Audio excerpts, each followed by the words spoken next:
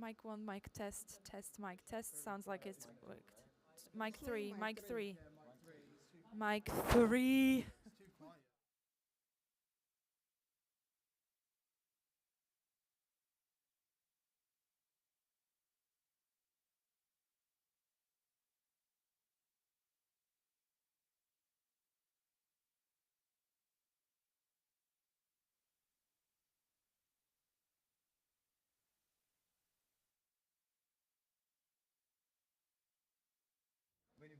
Mic 3, mic 3, mic 3. Are you guys going for a tape? Yeah, let me put on my headset if I can hear you. Can you hear me, Nick? I'm speaking. I'm speaking.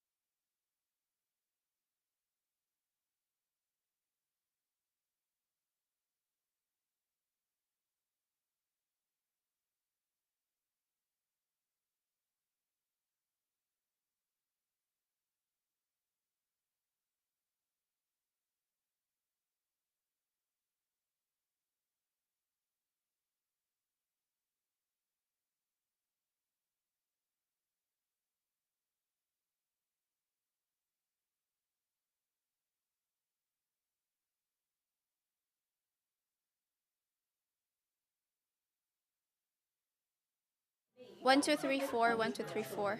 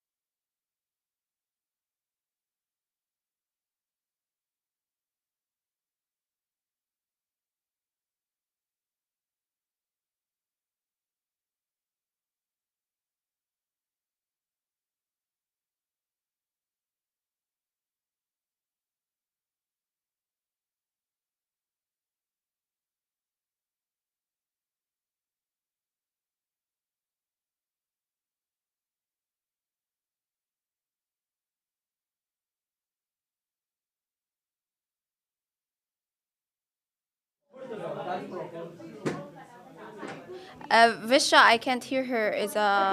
She's asking the question. Wala la. Yes, I can hear you now. Yeah.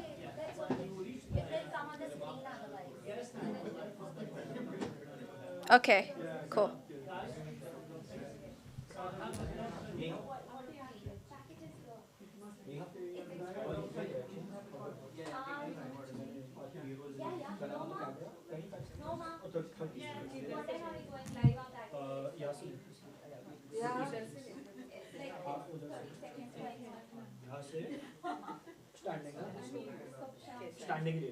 Hello, this is Westminster News. I'm Aya.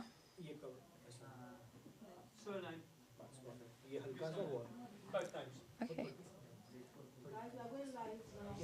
Everyone quiet. The recording is starting now.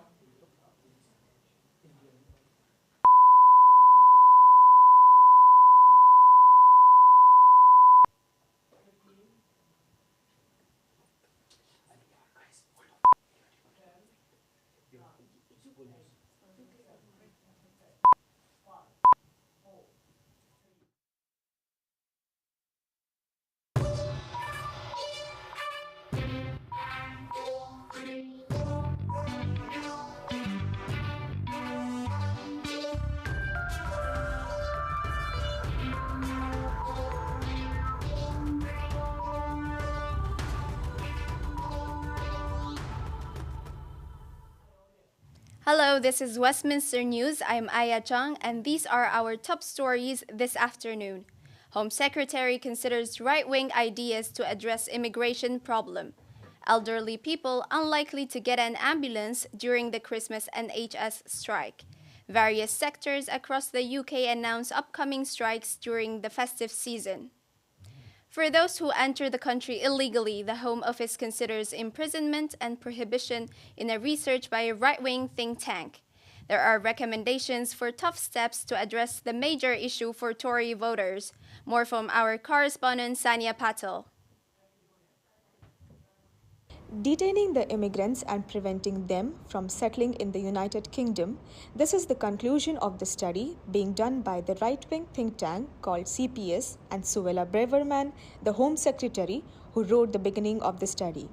This study being the part of Braverman's consideration to address immigration problem regardless the idea and source it come from.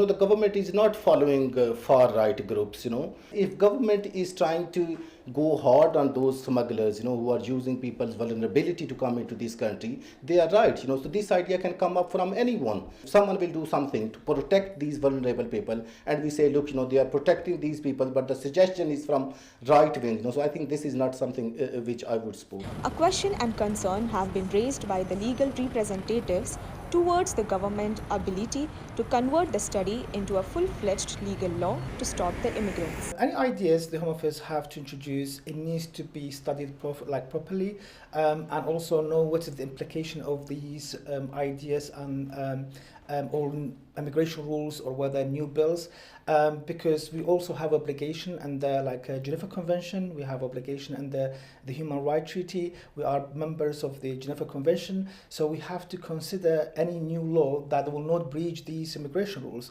When questioned about the notion of holding asylum seekers in detention and preventing them from settling, a government source responded. The Prime Minister and the Home Secretary are absolutely focused on cracking down on illegal migration first and foremost, and are working through options together to ensure we have control of our borders. 10,000 ambulance workers in England and Wales will go on strike on 21st and 28th December over a pay dispute. Health Secretary Steve Barclay said that ambulances might not be able to attend elderly falls and will only go to life-threatening cases. Our health correspondent, Zuzana Rivayova, has more on this story and joins me in the studio. Zuzana, what can we expect from these strikes? Well, as you said, ambulance workers are planning to go on major strikes 2 days of this month, 21st and 28th of December. Ambulance waiting times are bad as they are right now. People are waiting for hours for their ambulance, and this is only predicted to go on longer as the strikes come in.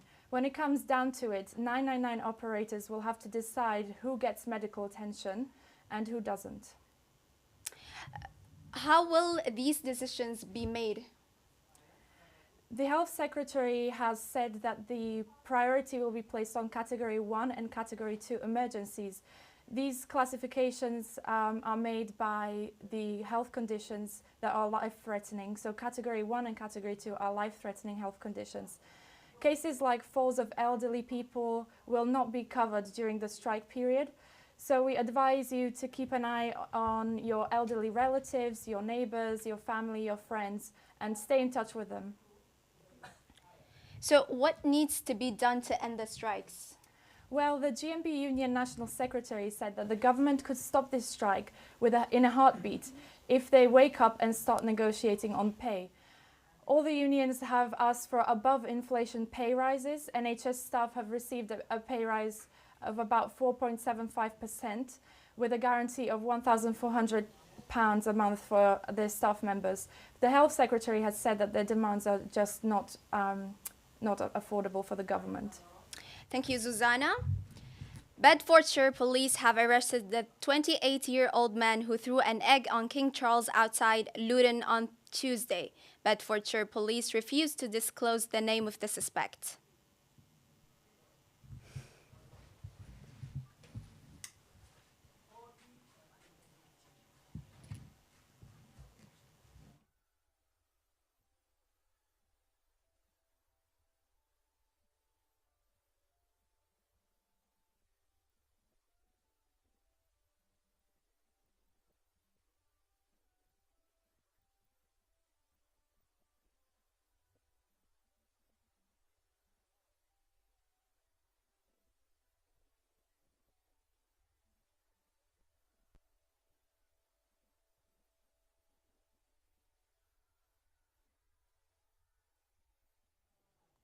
The COVID-19 pandemic has had a profound impact on working lives, and in response to there have been suggestions for a 4-day working week in the near future. We spoke to some Londoners about this proposed change, and they shared their opinions.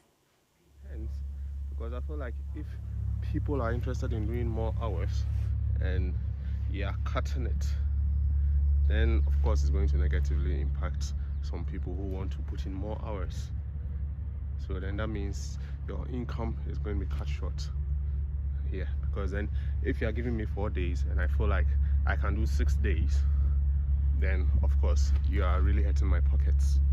So that's how I feel about it. Yes, less income, again it still comes back to less income. So then again, if you've made a budget in the long run, then it means whatever goals you have made with the budget that you planned, you may not be able to achieve those goals in the long run if your income is cut short. Right. You know, so I think it's going to affect people's plans, people's long-term targets, and all in all, generally, it's just going to be a negative effect on people. That's how I feel. I think some people will more than likely are going to be doing that. I think because of COVID, it has shown that, you know, there's a flexibility in working pattern, so people are more open to it. That's all I can think of at the moment. So I think if you have 4 days of work and 3 days of rest, I think it will give people enough time to recover from working hard for 4 days, and that will probably improve performance, not just at work, but ensure a better work-life balance for everyone. So their family lives will be better, or their personal lives will be better, and their work also will be improved because of that. Okay. I think if they have more time off, because everyone, I think currently if you're working like 5 full days, you barely have any time to rest on the weekend, do your things that you need to do at home, because everyone needs to sort of set their home up, cook for the week, take care of their kids, etc. And 2 days is just not enough to do all of that. So you're working for full 5 days and you just get 2 days to recover. That's just a little too less. 1 more day will be a big impact. I think it'll just ensure that everyone is generally happier, which will make the place a better place to live in. We apologize for some technical difficulties for the previous package. So, still to come after the break, campaign against ULEZ expansion and Southern protesters called for Brexit reversal at Westminster Abbey. Stay tuned for more at Westminster World.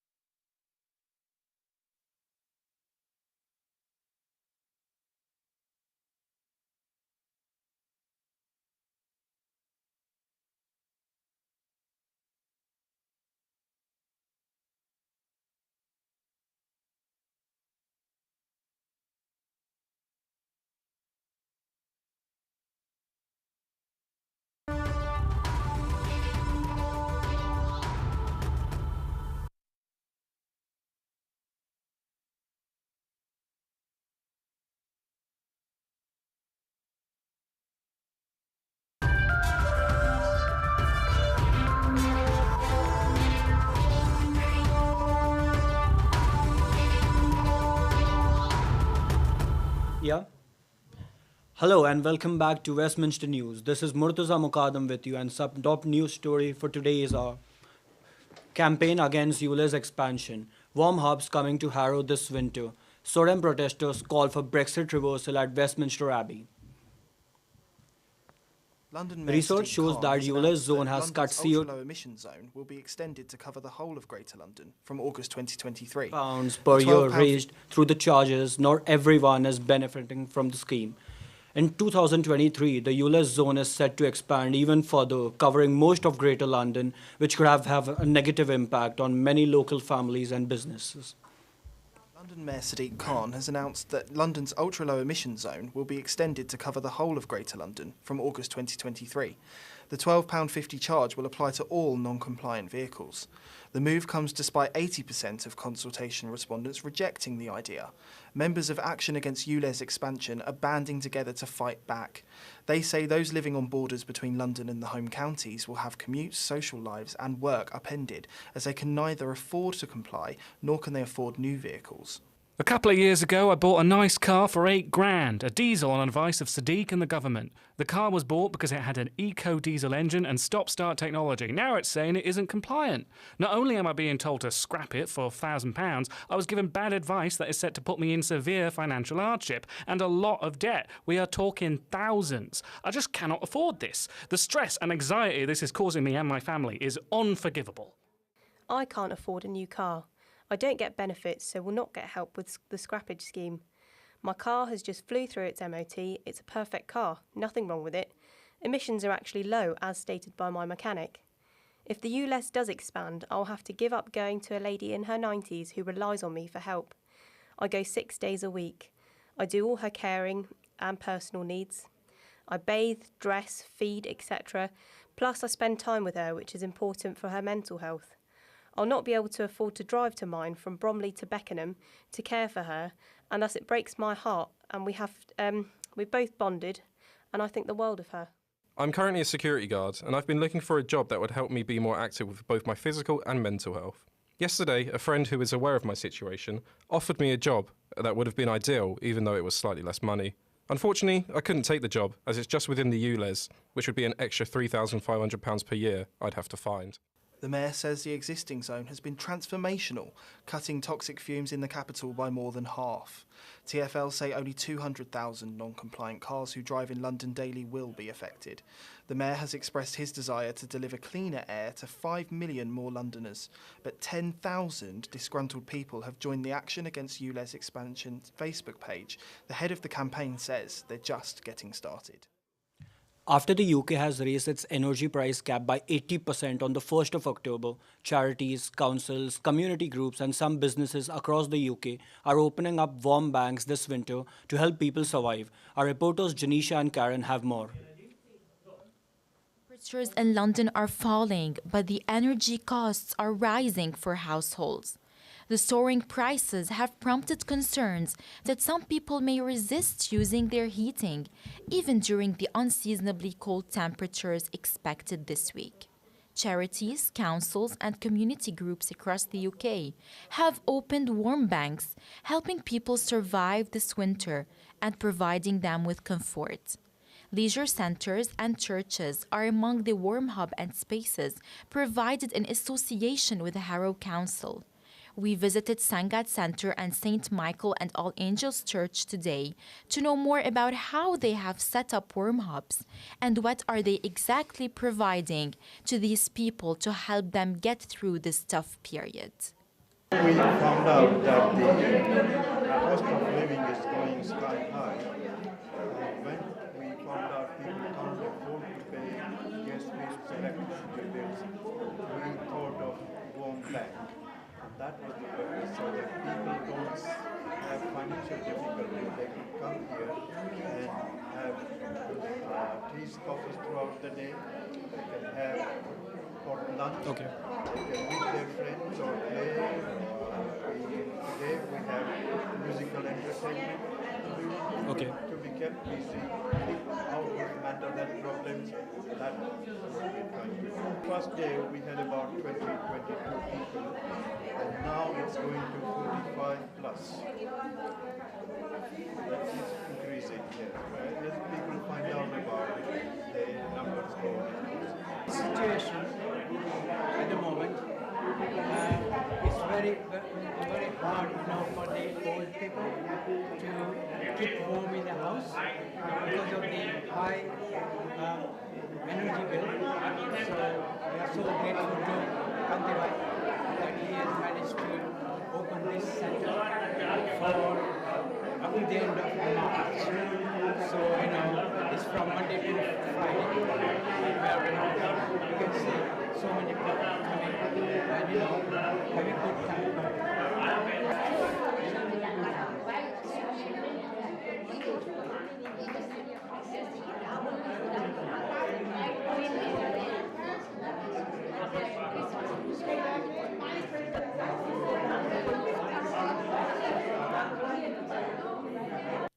the severe weather emergency protocol has been activated in London for the first time this winter. Will the warm hubs provide access to shelter to the homeless? Karen Farhat, Westminster News. Rishi Sunak has expressed shock at allegations that Tory peer Baroness Michelle Mone and her children secretly received £29 million derived from the profits of a PPE firm. Mone has denied the allegations. Our reporter Titus D'Souza was at Westminster Abbey speaking to anti-Tory protesters. Near Westminster Abbey, and behind me is a Sodden group that has been protesting Brexit.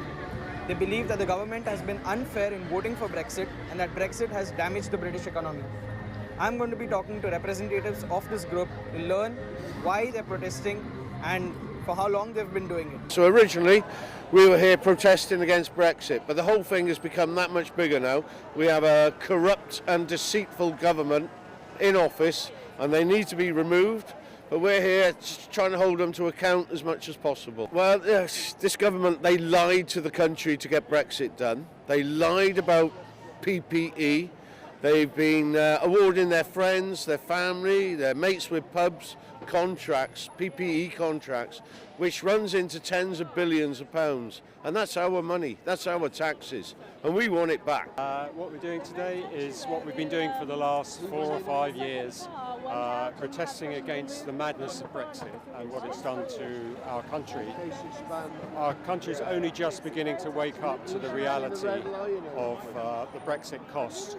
It's been obscured by COVID and the Ukrainian situation, but now statistics are beginning to show that we're performing much worse than other European countries who've had exactly the same problems as, Brexit is the only difference. Brexit has absolutely devastated the United Kingdom. It has harmed our economy. We're doing the worst out of the G7.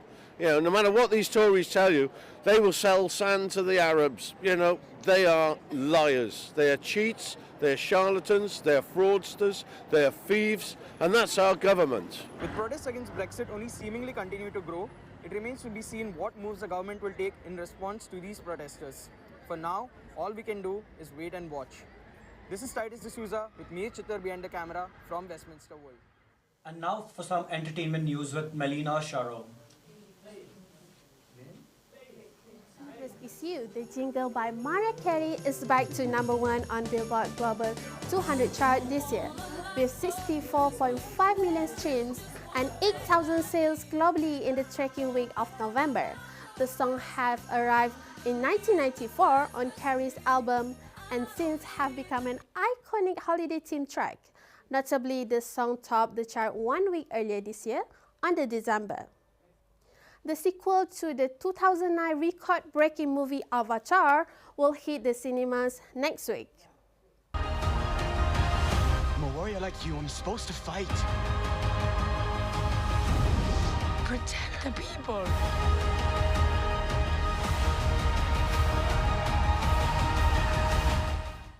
It is the most expensive film ever made, with production costs totaling around £285 million. Avatar: The Way of Water has held its world premiere in London. The Avatar series is set on the large planet of Pandora, where the existence of the Na'vi people is under threat. Jenna Ortega's new series Wednesday is continuing to dominate Netflix charts. The hit Supernatural series has become the streamer's third most popular English language TV series ever, according to Deadline. Wednesday has now achieved 752.52 million hours viewed ever since its November 23 debut and has been watched in around 115 million households.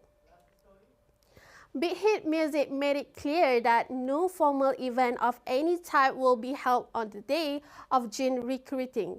It was stated by the agency via Weavers that only military personnel and their families were permitted to attend Jin's initiation into the South Korean military.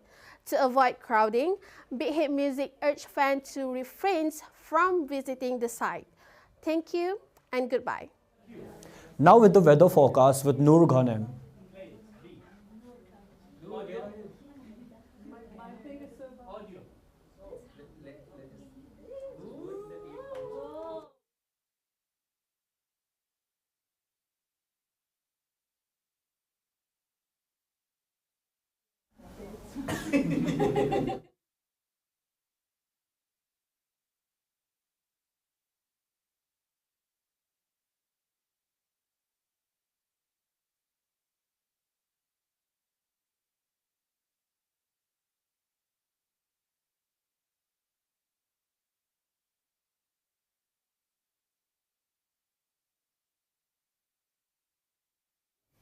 That's all for now. This is Murtaza Mukadam from Westminster News signing off. Goodbye. Thank you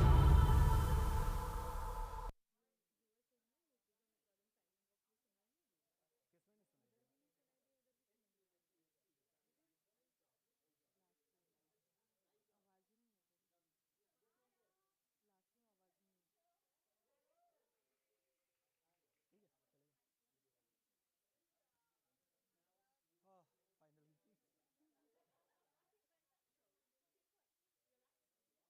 Yeah, I've been on camera before. So I was into films back then.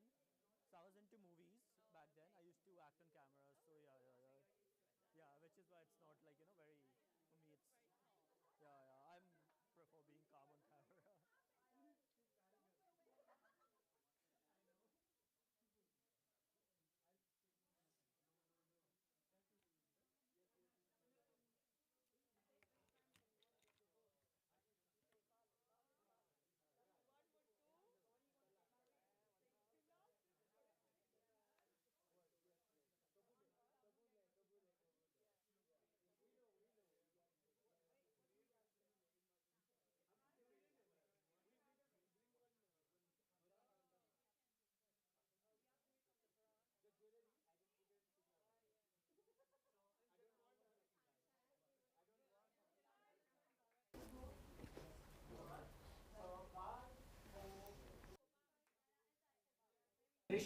Hello there and good afternoon to you all. This morning was a rather cloudy